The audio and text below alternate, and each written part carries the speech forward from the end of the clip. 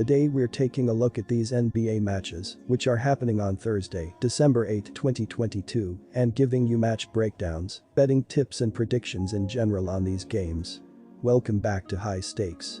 Before we dive into our video, don't forget to subscribe and push that notification bell to get notified as soon as we release these sport prediction videos.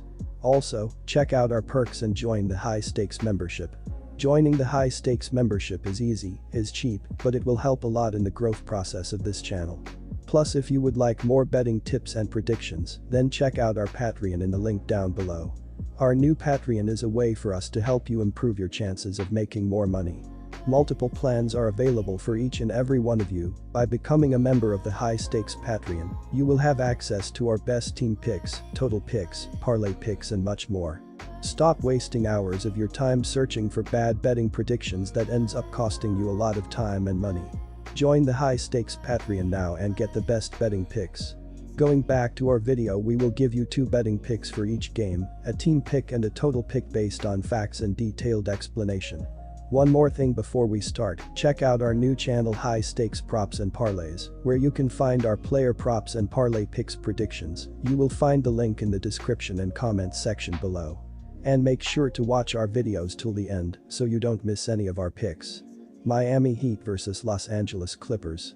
I'm going to ride with the Los Angeles Clippers in this game, and I am going to take the points, plus 4.5. They have the advantage on the defensive end of the court, as I see them making enough stops to cover this spread. According to dunksandthrees.com, they have the 5th lowest adjusted defensive rating in the NBA. They are also surrendering the 5th least amount of points, and they have held their opponents to the 5th lowest shooting percentage from the field. The Heat have not impressed me on the offensive side of the court this season, as they are scoring the 3rd least amount of points per game. They will get smothered in this one, and the Clippers will be able to keep this game within the spread.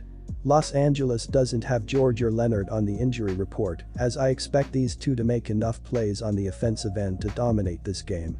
The Clippers will make it tough for Harrow on the outside, and they have the size to defend Adebayo in the paint. They will get consistent stops and take control of this game. The Clippers are trending in the correct direction, and the Heat are not. Pick the Los Angeles Clippers and take the points, plus 4.5. The Heat rank 26th in pace of play entering this home tilt with the Clippers. Kyle Lowry has not been the same stalwart we used to see in Toronto, but he has gotten the job done admirably with so many guys out of the lineup. Miami has been struggling on the glass as well, ranking 23rd in rebounding percentage. A poor 3-point shooting percentage and a lackluster effort on the glass will be tough to overcome against an excellent defensive club in the Clippers. George and the gang are top 5 in scoring defense and opponent field goal percentage.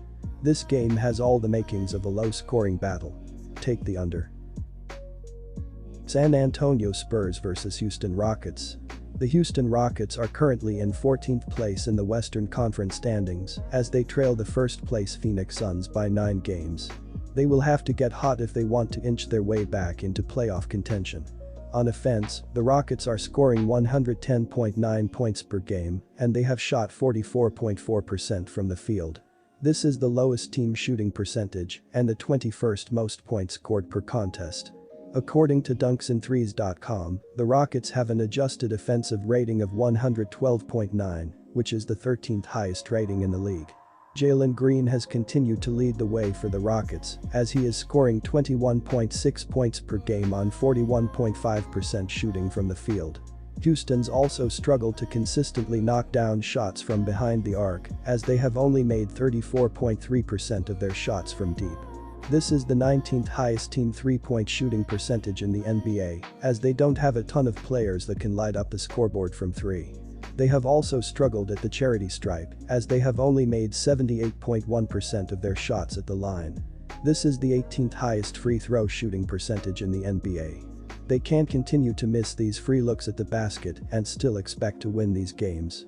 The San Antonio Spurs are currently in 15th place in the Western Conference standings, as they trail the first-place Suns by 10 games. They are also 0-10 in their last 10 games played, as they have now lost 11 games in a row.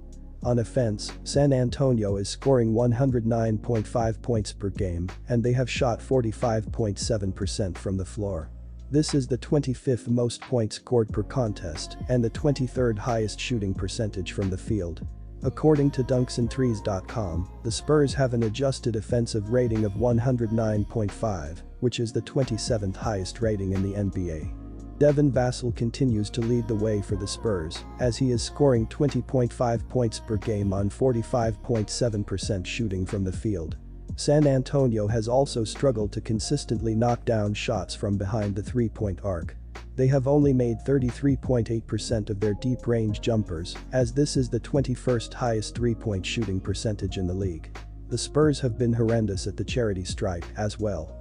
They are only knocking down 72.2% of their shots at the stripe, which is the second lowest free throw shooting percentage in the NBA.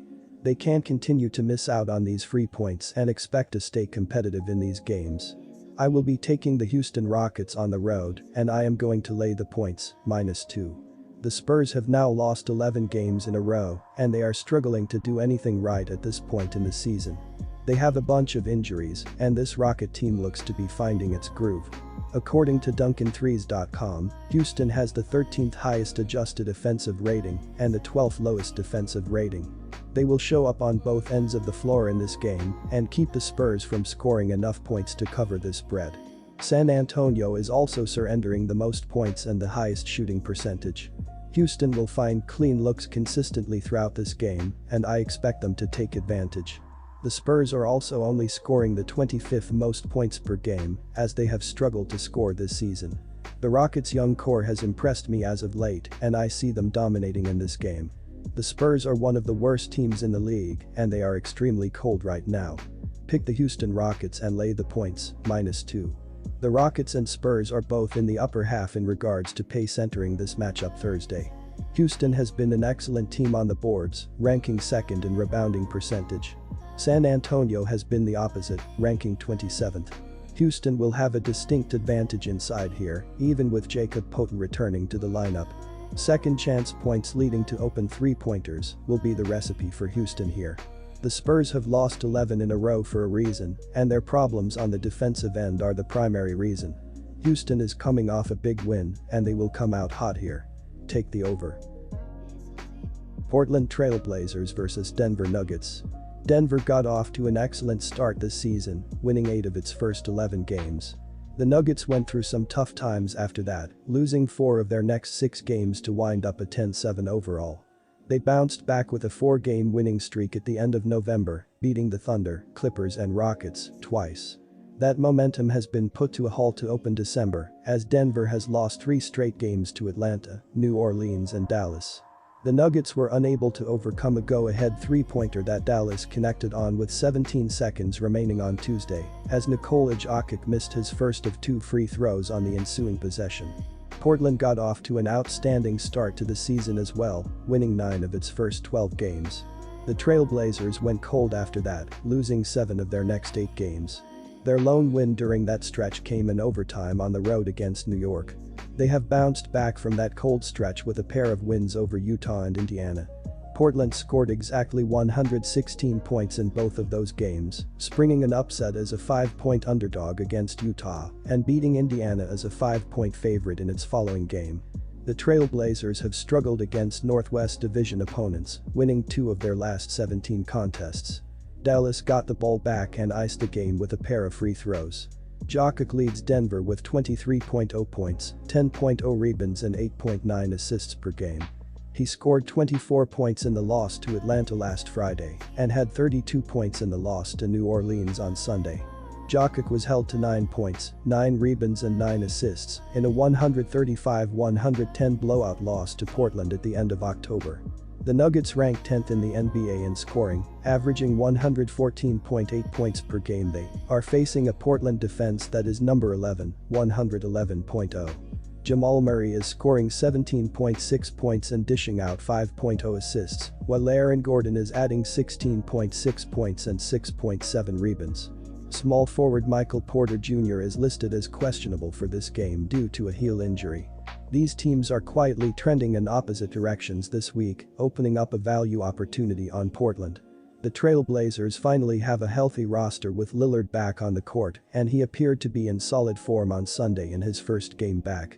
They have covered the spread in both of their last 2 games, winning in dominant fashion against an underrated Indiana squad on Sunday.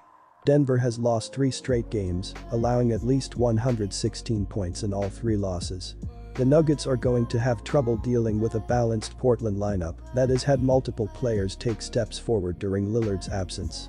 Take Portland plus 1 point. Although Portland has been solid in hitting the under, I do like the over in this one, as we saw the last time these 2 teams played. Both teams' offenses showed they were much better than the defense. The Trailblazers are playing at a pace of 99, but rank 11th in offensive efficiency, while Denver is playing at a pace of 98.3. They have an offensive efficiency of 113.9, which ranks 3rd. Although the game may not be at a high pace, they both can make their shots. Meanwhile, in Portland's last 10 games, they are averaging 226.6 ppg, while Denver's games are averaging 226 ppg in their last 10, which is why I like the over here. Take the over.